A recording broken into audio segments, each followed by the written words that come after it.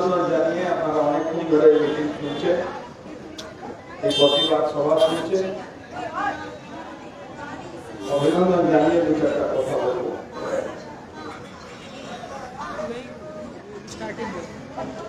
পশ্চিমবঙ্গের মানুষ নয়, ভারতবর্ষের মানুষ নয়, পৃথিবীর মানুষ যারা পশ্চিমবঙ্গের ব্যাপারে একটু খবর রাখেন, জানেন, তারা সবাই জাস্টিসের জন্য মাঠে নেমেছেন, প্রতিবাদ করছেন, লড়াই করছেন, প্রশ্ন আছে। আমি শুধু একটা প্রশ্ন করব মাননীয় মুখ্যমন্ত্রী মমতা ব্যানার্জিকে, আপনি কাকে বাঁচাতে চাইছেন? সেই লোকটা কে? সেই লোকটাকে কিভাবে বাঁচানোর জন্য আপনি বাংলার মানুষকে বিভ্রান্ত করার জন্য নিজের বিরুদ্ধে নিচে আপনি মিছিল করছেন? আর আপনার দলের লোকেরা যারা একটা সময় বলেছিল 2021 সালে বাংলা নিজের মেয়েকে চায়, সেই আজকে বাংলার মেয়ে একজন ধর্ষিতা, বাংলার মেয়ে একজন উপরে অত্যাচার হচ্ছে। আর আপনার কিছু পুলিশের লোকেরা আপনার কথা শুনে, আপনার police commissioner Kolkata police commissioner কিভাবে তড়িঘড়িতে যে আমাদের ঘরের মেয়ে যাকে খুন করা হলো, ধর্ষণ করা হলো, তাকে কিভাবে তাড়াতাড়ি তাকে তার পরিবারের লোকের সামনে থেকে কিভাবে তাদেরকে ভয় দেখিয়ে যাতে কোনো প্রশ্ন, কোনো তথ্য ভবিষ্যতে কোনো এজেন্সি আসে যাতে না পেতে পারে, তার জন্যে সমস্ত রকম চেষ্টা করেছে। এটা আমরা বলছি না, আমরা একজন রাজনৈতিক দলে কর্মী, আমরা হয়তো রাজনৈতিক কথা হয়তো বলতে পারি, কেউ বলতে পারেন আপনারা, কিন্তু এই কথাটা তার মায়া, তার বাবা মুখ থেকে একটাই কথা বলেছে কি পুলিশ কমিশনার কত তাড়াতাড়ি বডিকে ডিসপোজাল করার জন্য চেষ্টা করে যাচ্ছিলেন। এর মধ্যে যেখানে বডিটা ডিসপোজাল হবে সেই ক্রিমিশন ঘাটে 3টে বডি আগেও পড়েছিল অন্য লোকের। পুলিশ জোর করে, তাড়াহুড়া করে, জবরদস্তি ভয় দেখিয়ে ওই বডিটা আগে ডিসপোজাল করালো। একটা খুন হয়েছে, ধর্ষণ হয়েছে, সাধারণ একজন মেয়ে হোক বা একজন ডক্টর হোক বা কেউ যে কোনো মানুষ হোক, তার বাড়ির বাংলার একজন মেয়ে, ভারতবর্ষের একজন মেয়ে, পৃথিবীর একজন মেয়ে, মেয়ে আমার মা হতে পারে, মেয়ে আমার বোন হতে পারে, যেই হোক, আপনারা কি করলেন? আপনারা কাকে বাঁচাবার জন্য? মাননীয় মুখ্যমন্ত্রী, আপনি ফাঁসি চাইতে শুরু করলেন। আপনার মনে আছে আপনি যখন থেকে ক্ষমতায় এসছেন, আপনি ধর্ষণ হলে 2 লাখ টাকা বেঁধে দিচ্ছেন, আপনি মদ খেয়ে মারা গেলে 2 লাখ টাকা দিয়ে দেন, আপনি মৃত্যুকে টাকা দিয়ে, আপনি যখন বীরভূমতে 10 জন মাইনরিটি লোককে পুড়িয়ে মেরে দেওয়া হয়েছিল, তখন আপনি টাকা দিয়ে তার মুখ বন্ধ করার চেষ্টা করলেন। তারপরে তার বাড়ির লোকের চাকরি দিয়ে চাকরি আবার কি কন্ট্রাকচুয়াল, চাকরি আবার কি সিভিক ভলান্টিয়ার। যে সিভিক ভলান্টিয়ারকে আপনার পুলিশ বলছে নাকি রেপ করেছে। এখন তো সিভিক ভলান্টিয়ার পুলিশের লোকেদেরকে দেখে লোক ঘৃণা করছে, বলছে তোমরাই সরকারটাকে বাঁচিয়ে রেখেছো। এই সরকার কালকে তোমার বাড়ি কোনো মেয়েকে ধর্ষণ করবে না। এই সরকারের যারা তৃণমূলের কর্তারা আছে, যারা তৃণমূলের ঝান্ডা নিয়ে লুটপাট করছে, সেই লোকটা আমার তোমার বাড়ির মেয়েকে ধর্ষণ করবে না, কি গ্যারান্টি নেই। কিন্তু একটা অদ্ভুত পুলিশ প্রশাসন হয়ে গেছে বাংলা। যারা দিয়ে না পেলেও তাদের কিছু যায় আছে না। তাদের শুধু মমতা ব্যানার্জি বলেছে লুটের পারমিট দিয়ে দিলাম, তোমরা লুটপাট করো, তোমরা যা ইচ্ছা তাই করো, আমাকে ক্ষমতায় বসিয়ে রাখার চেষ্টা করো। আচ্ছা বলুন তো, জোর করে রাতারাতি কেন তথ্য লুটপাট করার চেষ্টা করা হয়েছিল?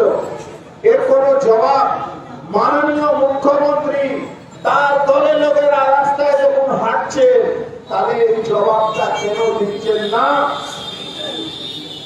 আজকে এই জবাব, এই প্রশ্নটা বাংলার মানুষ চাইছে। আমি ধন্যবাদ জানাবো বাংলার বাঙালি মানুষ, বাঙালি লোককে, যারা দল নয়, বাঙালি একজন মেয়ে, বাংলার একজন মেয়ে, ভারতবর্ষের একজন মেয়ে, পৃথিবীর একজন মেয়ে, আজকে ধর্ষণ যখন হলো তখন তারা মাঠে নেমেছে। কোন দল, কোন পতাকা, কোন ঝান্ডা কিছু দেখতে যাননি। আমি ধন্যবাদ জানাবো মোহনবাগান ইস্টবেঙ্গলকে, আমি ধন্যবাদ জানাবো মোহনবাগান স্পোর্টিং ক্লাবকে, আমি ধন্যবাদ জানাবো যারা মায়েরা, দিদিরা কোন দল না দেখে তারা রাস্তায় নেমে প্রতিবাদ করেছেন। তারা প্রতিবাদ করেছেন। মমতা ব্যানার্জি সারাদিন বাড়িতে লুকিয়ে পুলিশ কমিশনার কলকাতা বিনীত গোয়েলকে নিয়ে কিভাবে কেসটাকে ধামাচাপা দেওয়া হবে তার জন্য পরিকল্পনা করছে। দিদি আপনার লজ্জা হয়? আপনার হয়ে আজকে সুপ্রিম কোর্টে কারা লড়াই করেছে? কপিল সিব্বল, অভিষেক মনু সিংভি, তারা কারা?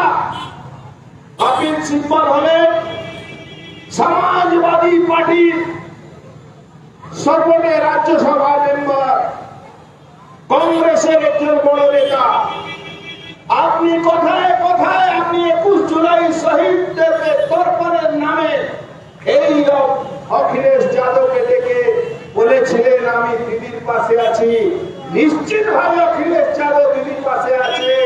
তাহলেই তো তার দলের একজন সাংসদ আজকে দিদিমণি যে অপক্রম করেছেন, দুষ্কর্ম করছেন বাংলায়, তাকে বাঁচানোর জন্য আজকে সুপ্রিম কোর্টে দিদি দাঁড়িয়ে সওয়াল জবাব করেছে। আপনার দিদির লজ্জা হয়?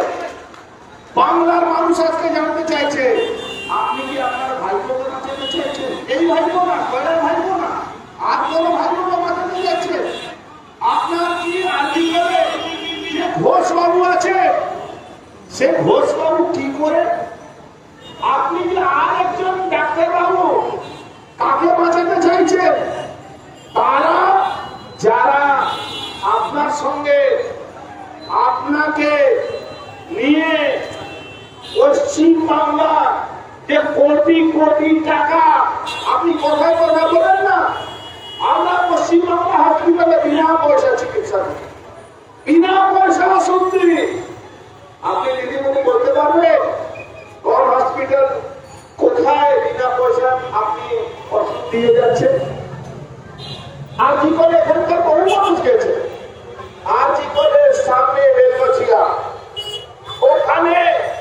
ওখানকার আপনার যারা ও ভোটার, আপনার যারা ভাইরা, আপনার যারা দাদারা, যারা ওখানে বসে আর কি করে এই পাশবিক অত্যাচারে সহযোগিতা করে, তারা ওষুধ বিক্রি করে, হসপিটালে ভর্তি করতে গেলে ওই বেলগাছিয়ার গুন্ডারা যারা সেই দিন রাত্রিবেলা ভাঙচুর করেছিল, একটা আন্দোলনকে কালি লাগানোর চেষ্টা করেছিল, তাদেরকে না ধরে যারা হসপিটালে ট্রিটমেন্ট করাতে গেছিল তাদেরকে অ্যারেস্ট করে দিচ্ছে। দিদি আর কতদিন আপনার এই কালো মুখটা মানুষ দেখবে? আমি কোন কালো লোকের বিরুদ্ধে বলছি না, কিন্তু আপনার মুখে যে কালি লাগানো আছে, আপনি যে একটা মুখোশ করেছিলেন, আজকে বাংলা মানুষ বুঝতে পারছে আপনি মহিলার অপমান করেছেন। আপনি আপনার দলের লোকেরা বলে তো মাঝে মাঝে একজন মহিলা মুখ্যমন্ত্রী ভারতবর্ষে এই বিজেপি লোকেরা দেখতে পারে না, তাদেরকে সহ্য করতে পারছে না। দিদিমণি আপনার কি লজ্জা হচ্ছে না যে আপনি একটা রেপ একটা ধর্ষণকে আপনি বাঁচাবার জন্য, তার অপরাধীদেরকে বাঁচাবার জন্য আপনি উঠে পড়ে লেগেছেন? আপনার দলের লোকেরা ওই দুদিন আগে আপনারা দেখেছিলেন মহারাজ, আমাদের মহারাজ এমন কথা বলেছিলেন যখন সোশ্যাল মিডিয়াতে মানুষ তাকে ধু করতে শুরু করলো, এবার মহারাজ কালকে মাঠে নামছেন। আপনার দলের একজন সিনেমা ওই টেকনিশিয়ানরা মাঠে নামিয়েছেন, আপনার ব্যারাকপুরের লেভেলে পিছন থেকে নামাচ্ছেন তাদের। কেন? তাহলে যদি আপনি চাইছেন এদের শাস্তি হোক, তাহলে 280 জন বুদ্ধিজীবী মানুষ যারা সোশ্যাল মিডিয়াতে লড়াই করছে, যারা এই মা বোন যাই বলি আমরা তার উপরে যে অত্যাচার হয়েছে তার জন্য লড়াই করছেন, তার জন্য প্রশ্ন করছেন, তাকে বাঁচাবার জন্য, তাকে যারা লড়াই করছেন তাদেরকে ফাঁসাবার জন্য, আর যারা অঘটন ঘটিয়েছে, যারা এই ঘটনাটা ঘটিয়েছে তাকে বাঁচাবার জন্য আপনার পুলিশ তাকে ডেকে ধমকাচ্ছে, চমকাচ্ছে। একটা বাচ্চা মেয়ে ভবানীপুরে থাকে, তাকে অ্যারেস্ট করে নিয়ে যাওয়া হলো। আমি এখানে যত মানুষ আছে আমাদের দলের সবাইকে আমি বলি, আপনারা সোশ্যাল মিডিয়াতে এই মমতা ব্যানার্জি যে অপরাধ করছে, তার তিনি যে বাঁচাবার চেষ্টা করছে, সোশ্যাল মিডিয়াতে অ্যাক্টিভ হন। পুলিশ আপনাকে ডাকলে বলবে অর্জুন সিং ফরওয়ার্ড করেছে, দেখি আমার কি করে। 165টা মামলা হচ্ছে, আরো 265টা মামলা হবে, তাতে আমার কিছু যায় আসে না, আমাদের। আমরা একটা রাজনীতি করে কর্মী হিসাবে আমরা কিন্তু রাজনীতিক পতাকা নিয়ে আমরা কোথাও যাচ্ছি না। আমরা দেখছি বাংলা মানুষ আজকে মাঠে নেমেছে। মমতা ব্যানার্জি প্রথম দিন থেকে যদি এই পতাকা নিয়ে আমরা নামতাম, তখন মমতা ব্যানার্জি দলের লোকেরা বলতো তো রাজনীতিক কথা আছে। আরে দিদি, একটা ধর্ষণ হয়েছে, একজন মেয়েকে ধর্ষণ করেছেন আপনার দলের যারা শীর্ষ নেতারা, ওখানে লুটপাট করে। আচ্ছা দিদি বলুন তো, আজকে আপনার পুলিশ একটা এফআইআর করেছে টালা থানাতে এফআইআর করেছে, বলেছে নাকি সন্দীপ বাবু নামে সন্দীপ বাবু দুর্নীতি করেছে, সন্দীপ বাবু এখানে টেন্ডার দুর্নীতি করেছে, সন্দীপ বাবু এইভাবে দুর্নীতি করেছে। তাহলে দিদিমণি আজ পর্যন্ত এই সন্দীপ বাবুকে আপনি চিনতে পারছিলেন না? যে সন্দীপ বাবু নামে আজকে আপনার পুলিশ এফআইআর করছে, সেই সন্দীপ বাবু কে আপনি রাতারাতি ওখান থেকে অন্য জায়গা বড় পদে দিয়ে দিলেন। তাহলে কি আপনি জানতেন না? বকতুলি ঘটনার সময় 10 জন মুসলমানকে পুড়িয়ে মারা হলো, তারপরে সেই মুসলমান লোকেরা আপনাকে ভোট দিয়ে আবার ক্ষমতায় আনলো। তারপরে আপনি আজকে বাংলার যে মানুষ যেভাবে মাঠে নেবে, আপনার যে অসল তথ্য, আপনি যে কি চাইছেন, আপনি ক্ষমতায় থাকার জন্য আপনি কি না করতে পারেন, তার জন্য যখন মাঠে নেবে মানুষ প্রতিবাদ করছে, তখন আপনার পুলিশ লাঠি চালাচ্ছে। কালকে আমরা যাচ্ছি মহারালী থেকে, আমরা মিছিল বের করবো, লাঠি চালান, গুলি চালান। বাংলায় এই আন্দোলনটা থামবে না যতক্ষণ আপনার এই যত পার্টি বাদীরা ওখানে আছে। যত জায়গা আপনারা এই খুন, ধর্ষণ, বলাৎকার, অত্যাচার, জোর জুলুম করছে, মানুষ তার কৈফিয়ত আপনার দিকে চাইবে, মানুষ তার জবাব আপনার দিকে চাইবে। আমি ধন্যবাদ জানাবো, বহু মহিলারা সোশ্যাল মিডিয়াতে অ্যাক্টিভ হয়েছে। একজন মহিলা বলছে একজন পুলিশ অফিসারকে, এই কাকুকে, নিজের মেয়েকে কোলে নিয়ে বলছে, এই কাকুকে জিজ্ঞেস করবে যে আপনারা এই ধর্ষণকারীদের পাশে কেন আছেন, আপনারা এই ধর্ষণকারীদেরকে বাঁচানোর চেষ্টা করছেন। এটাই দরকার আছে বাংলা সবসময়, বাংলার মহিলারা পরিবর্তন করে সবসময়। আজকে পরিবর্তন নয়, আজকে পদত্যাগের দাবি করতে হবে মমতা ব্যানার্জিকে। মমতা ব্যানার্জি আর নয়, নবান্ন যেতে হবে, নবান্ন যেতে হবে। আমাদের বিরোধীরা বলেছে নবান্ন ডাকলি যে কোনো সংস্থা, যে কোনো একটা সংস্থা নবান্ন ডাকলি আমরা এই পতাকা ছেড়ে নবান্ন আপনাদের পিছনে পিছনে থাকবো। পুলিশ যখন পুলিশ চালাবে আমরা সামনে থাকবো, গুলি আমরা খাবো, গুলি আমরা খাবো, আমরা মরতে রাজি আছি। আপনারা সাধারণ মানুষ, বাংলার মায়েরা 2021 সালে এই তৃণমূল কংগ্রেসের কথা শুনে এই বাংলার মেয়েকে ঘরে নিয়ে এসেছিলেন। আজকে এই বাংলার মেয়ে নিজে ক্ষমতায় থাকার জন্য আর মেয়েগুলোকে আর ধনগুলোকে ভুলে গেছে।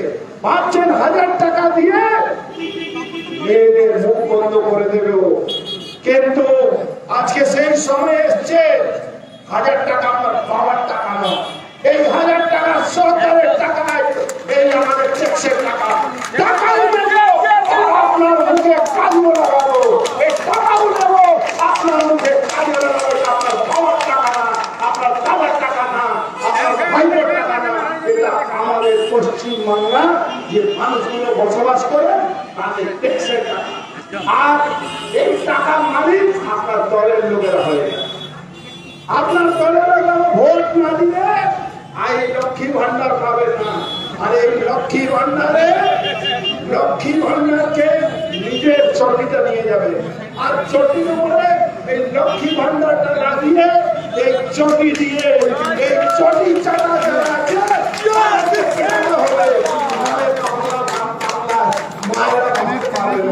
বাংলার মেয়ে বাঁচতে পারবে না।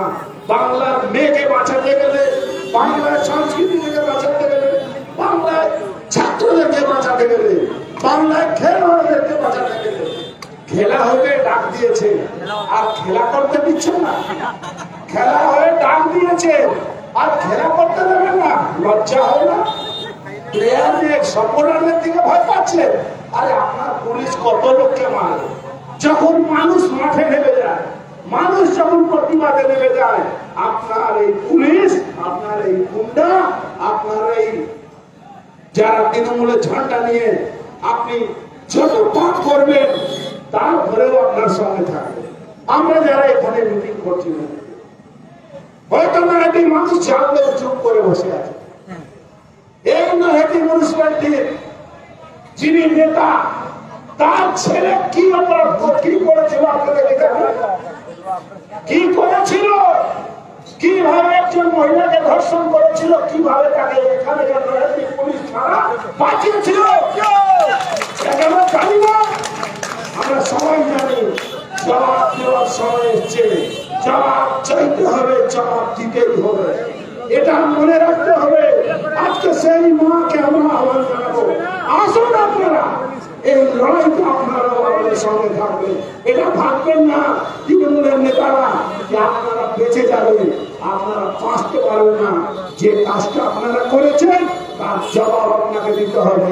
চলুন ডাক দিয়ে আমরা সবাই মিলে নবান্ন যাব, মমতা ব্যানার্জির পদত্যাগ চাইব, এই কথা বলে আমি আমার বক্তব্য শেষ করছি। ধন্যবাদ, নমস্কার, জয় হিন্দ।